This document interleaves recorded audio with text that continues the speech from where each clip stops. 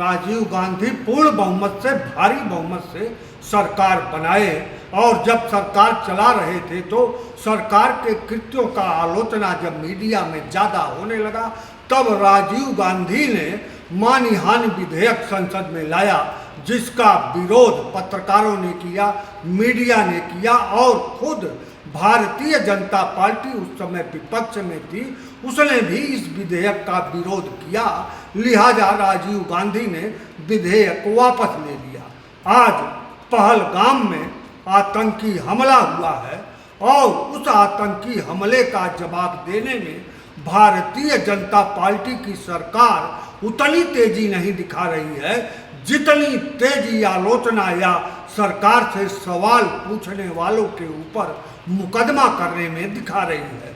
यहाँ तक कि 4PM चैनल को बंद कर दिया गया, नेहा सिंह राठौर के ऊपर मुकदमा किया गया, व्यंग्यकार के ऊपर मुकदमा किया गया। यह किसी विधेयक द्वारा नहीं बल्कि सरकार डायरेक्ट हस्तक्षेप करके बिना कोई कारण बताए लगातार दबाव की सरकार चला रही है। इसे गलत नहीं कहा जा सकता तो लोकतंत्र के लिहाज से अच्छा तो कतई नहीं कहा जा सकता। नेहा सिंह राठौर को कोई भी हो उनका मैं समर्थन नहीं करता हूं और ना ही उनका विरोध करता हूं, लेकिन जो सवाल स्वतः जनता के मन में आते हैं उस सवाल को अगर सरकार दबाना चाहेगी तो यह लोकतंत्र नहीं हो सकता। और चाहे कुछ भी हो, लोकतांत्रिक व्यवस्था में सवाल का रहना बहुत जरूरी है और सवाल उठाने वाले बहुत जरूरी है। इसी पर एक पूरा आलेख 10 मिनट तक आप सुनिए, उसके बाद स्वयं निर्णय लीजिए, मत निर्णय लीजिए, लेकिन जो सवाल लोकतंत्र का निकलता है हमेशा हमेशा बहुमत अच्छाई की तरफ नहीं रहता, यह भी आप जानिए। लेकिन जो सच्चाई कम बहुमत में रहती है बाद में वहीं इस निगेटिव बहुमत को हटाती भी है। यह थोड़ा सा जटिल गणित है और जटिल समझ में आने वाला थ्योरी है, लेकिन होता यही है। लोकतंत्र को अगर जीवित रखना है तो सवाल को भी जीवित रखना होगा। अब आप आगे सुनिए। लोकतंत्र बनाम सत्ता का अहम, क्या भारत संवाद से डरने लगा है? उपशीर्षक मीडिया, कलाकारों और आलोचकों की स्वतंत्रता पर होते हमले। भारत एक लोकतांत्रिक गणराज्य है, लेकिन हाल के वर्षों में आलोचना पर कठोर कार्रवाई बढ़ी है। सवाल, क्या लोकतंत्र संवाद से डरने लगा है? 4PM यूट्यूब चैनल का बंद होना, न्यूज क्लिक पर कार्रवाई, NDTV का अधिग्रहण और स्वर की तब्दीली। निष्कर्ष, स्वतंत्र मीडिया सरकार को असहज करता है। कलाकारों को निशाना बनाना, नेहा सिंह राठौर के व्यंग्य गीतों पर केस, स्टैंड अप कॉमेडियनों को धमकियां, संदेश, व्यंग्य और कलात्मक अभिव्यक्ति पर भी रोक। आलोचना इक्वल्स राष्ट्रद्रोह, हर असहमति को देशद्रोह से जोड़ा जा रहा। विपक्ष, छात्र, पत्रकार सभी शक के घेरे में। प्रश्न, क्या आलोचना को दबाना लोकतांत्रिक मूल्य है? गोदी मीडिया का पोषण, चुनिंदा चैनलों को सरकारी संरक्षण, राष्ट्रवाद और विकास का एकतरफा नैरेटिव, असहमति परक पत्रकारों का दमन, लोकतंत्र के चारों स्तंभों पर दबाव, न्यायपालिका में ट्रांसफर पॉलिटिक्स, संसद में विपक्ष की आवाज को दबाना, कार्यपालिका में निष्पक्ष अधिकारियों का तबादला, मीडिया की स्वतंत्रता का हनन, पहलगाम हमला और असहज प्रश्न, हमले पर तीव्र प्रतिक्रिया की अपेक्षा। सरकार ने जवाब देने के बजाय सवाल उठाने वालों को निशाना बनाया। निष्कर्ष, जनता की जिज्ञासा को अपराध माना जा रहा है।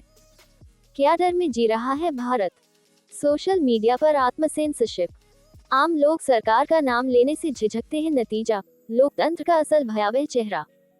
निष्कर्ष और आह्वान, विरोध लोकतंत्र की ऑक्सीजन है, आलोचना का दमन सत्ता को अधिनायकवाद की ओर ले जाता है। सवाल पूछना छोड़ेंगे तो जवाब हमेशा एक तरफा होगा। आह्वान, बोलना जरूरी है, अब भी और आगे भी। हो गई है कि वो जनता से नहीं डर रही है। सरकार इतनी मनबड़ हो, लोकतंत्र में जनता की चुनी हुई सरकार इतनी मनबड़ हो गई है कि वो जनता से नहीं डर रही है। सरकार इतनी मनबड़ हो गई है कि वो जनता को डरा रही है। अरे धिक्कार है उस जनता पर जो अपनी बनाई सरकार से डरने लगे, और लानत है उस सरकार पर जो अपनी भाग्य विधाता जनता को डराने लगे। ये सरकार जनता की बनाई हुई है और जनता जब चाहे इसे बदल सकती है। सरकार जनता से है, जनता सरकार से नहीं। और अगर देश की सरकार देश की जनता से नहीं डर रही है तो इसका सीधा मतलब है कि यह सरकार बनाने का काम जनता कर ही नहीं रही है। तो सरकार फिर कौन बना रहा है? ईवीएम। फिर तो हो चुका खेला, सरकार ईवीएम बनवा रही है और ईवीएम सरकार बनवा रही है। बढ़िया है फिर तो। अच्छा, दिल पे हाथ रख करके बताइएगा, आपको सच में लगता है कि सरकार देशवासियों का भला कर रही है? क्या आपको अब तक नहीं समझ में आ रहा है कि सरकार की नजर सिर्फ देश के संसाधनों पर है? महंगाई, बेरोजगारी, स्वास्थ्य और शिक्षा जैसे मुद्दों को साइडलाइन कर देने वाली सरकार देश का भला कैसे कर सकती है? कुछ अंधभक्त और जाहिल किस्म के लोग मुझसे सवाल पूछ रहे हैं कि मैं होती कौन हूं प्रधानमंत्री से सवाल पूछने वाली, मेरी औकात क्या है, हैसियत क्या है मेरी? गजब सवाल है। अब क्या देश के प्रधानमंत्री से सवाल पूछने के लिए पहले मुझे प्रधानमंत्री बनना पड़ेगा? आप शायद भूल गए होंगे, लेकिन आपकी जेब में पड़ा एक कागज का टुकड़ा आपको ताकत देता है कि आप पूरे अधिकार के साथ देश के प्रधानमंत्री से सवाल पूछ लें। अपने सोए हुए दिमाग को जगाइए महाराज। आपका वोटर कार्ड आपको खाली सिम खरीदने के लिए नहीं दिया गया है, आपकी नागरिकता का एक दस्तावेज है और वो उसके आधार पर रास्ते का एक गरीब मजदूर भी प्रधानमंत्री से पूछ सकता है कि साहब मैं अब तक गरीब क्यों हूं? अपनी ताकत को पहचानिए। इस देश के नागरिक हैं आप, गुलाम नहीं हैं। आजाद देश के आजाद नागरिक हैं आप। जागिए और पूछिए सवाल इन बड़ी गाड़ी और ऊंचे मकान वाले नेताओं से कि आप अब तक बेरोजगार क्यों हैं। पूछिए सवाल इन महंगे सूट और मोटी खाल वाले नेताओं से कि देश की 80 करोड़ जनता सरकारी भीख पर क्यों जिंदा है। अपने जिंदा होने का सबूत दीजिए, सवाल पूछिए और अपना हक लीजिए। लोकतंत्र बनाम सत्ता का अहम, क्या भारत संवाद से डरने लगा है? भारत, जो एक समय दुनिया का सबसे बड़ा लोकतंत्र कहलाता था, आज ऐसे चौराहे पर खड़ा है जहां सवाल पूछना अपराध, आलोचना करना राष्ट्रद्रोह और पत्रकारिता एक अपराध सिद्ध हो चुकी है। सत्ता का चरित्र यदि प्रश्नों से डरने लगे तो समझिए कि वह अपने ही संविधान की नींव को खोखला कर रहा है। बीते कुछ वर्षों में ये डर केवल बढ़ा ही है और अब वह एक रणनीति बन चुकी है। स्वतंत्र पत्रकारिता पर हमले, एक सोची समझी साजिश। 4 PM YouTube चैनल को बंद कराना, न्यूज़क्लिक जैसे मीडिया संस्थानों पर छापेमारी और उनके पत्रकारों की गिरफ्तारी, नेहा सिंह राठौर जैसी लोकायुक्ता पर मुकदमे, ये सब आइसोलेटेड घटनाएं नहीं हैं, बल्कि एक स्पष्ट पैटर्न का हिस्सा हैं। ये पैटर्न बताता है कि मौजूदा सत्ता केवल वही आवाजें सुनना चाहती है जो उसे आरती उतारकर विकास के ढोल की थाप पर नाचती हूँ। 4 PM कोई राष्ट्र विरोधी चैनल नहीं था, उसने महज स्थानीय और जमीनी मुद्दों को उठाने का काम किया। न्यूज़क्लिक अंतर्राष्ट्रीय मामलों से लेकर किसानों के संघर्ष तक को मंच देता था। पर इस सरकार के लिए यह सच असुविधाजनक था और असुविधाजनक सच को मिटाना उसका प्रिय खेल बन गया है। व्यंग्य और विरोध अब अपराध क्यों हैं? लोकगायिका नेहा सिंह राठौर ने कोई बम नहीं फोड़ा, उन्होंने बस वही किया जो एक कलाकार करता है, व्यवस्था पर व्यंग्य। उनके गानों में न तो झूठ था और न ही हिंसा का आह्वान, फिर भी उन्हें पुलिसिया कार्रवाई का सामना करना पड़ा। ये वही देश है जहां मेरे देश की धरती लिखने वाले कवि को सर पर बिठाया गया था और अब काबा यूपी गाने वाली लड़की को कोर्ट कचहरी में घसीटा जा रहा है। सरकार का ये रवैया बताता है कि अब सत्ता को व्यंग्य भी चुभने लगा है। जो सरकार एक कविता से डर जाए, वह अपनी नीतियों की कितनी नाजुक बुनियाद पर खड़ी होगी, ये समझना कठिन नहीं है। सवाल पूछना अब राष्ट्रद्रोह है। हर बार जब कोई नागरिक, पत्रकार या कलाकार सरकार से सवाल करता है, उसे देशद्रोही, टुकड़े टुकड़े गैंग या एंटी नेशनल कह दिया जाता है। यह आरोप लगाना अब इतना आसान हो गया है जितना सुबह चाय बनाना। ये वही सरकार है जो खुद को जनता की सरकार कहती है, लेकिन जनता के सवालों से भागती है। हालिया पहलगाम हमले के बाद जब मीडिया और नागरिकों ने सवाल उठाए कि इतनी चूक कैसे हुई, तब सरकार ने जवाब देने की बजाय सवाल करने वालों की मंशा पर ही सवाल खड़े कर दिए। सवाल पूछना लोकतंत्र की आत्मा है। अगर सरकार अपने ही नागरिकों के सवालों से बचने लगे, तो वह लोकतंत्र नहीं, अधिनायकवाद की ओर बढ़ रही होती है।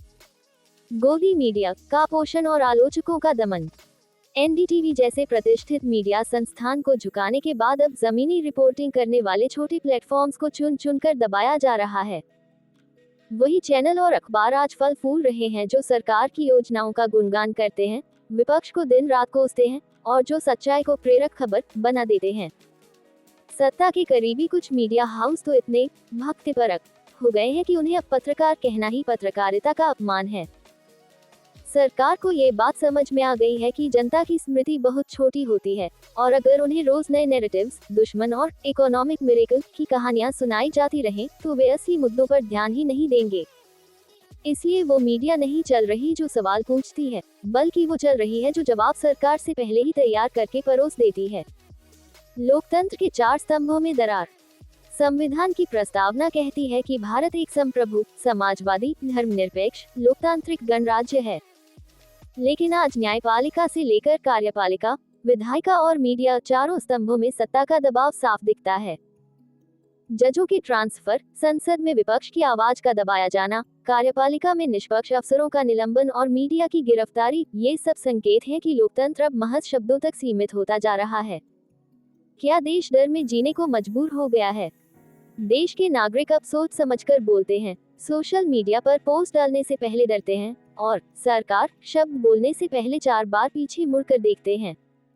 ये डर लोकतंत्र की असफलता का सबसे बड़ा प्रमाण है। देश की सरकार अगर इतनी असहिष्णु हो जाए कि आलोचना को ही गुनाह बना दे, तो समझना चाहिए कि वह अपने ही लोगों से कट चुकी है। निष्कर्ष, विरोध ही लोकतंत्र की प्राणवायु है। एक सशक्त लोकतंत्र वही होता है जहां सत्ता जवाबदेह हो, आलोचना को सहने की ताकत रखती हो और पत्रकारिता का स्वर स्वतंत्र हो। जो सरकार खुद को लोग से जोड़ती है, उसे लोग की आवाज से डर नहीं लगना चाहिए। लेकिन भारत में ये डर अब सत्ता की रणनीति बन चुका है। ये वक्त सवाल पूछने का है, क्योंकि अगर हम अब भी चुप रहे तो आने वाली पीढ़ियां केवल एक नरेटिव की कहानियां पढ़ेंगी, लोकतंत्र की नहीं।